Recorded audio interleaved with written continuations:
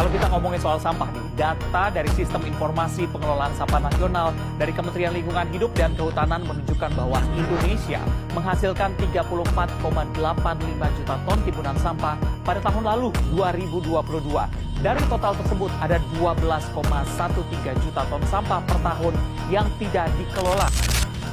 5 Juni diperingati sebagai Hari Lingkungan Hidup Sedunia. Ironis, kondisi laut Indonesia kini berada dalam situasi kurang beruntung. Beberapa titik sudah jadi tempat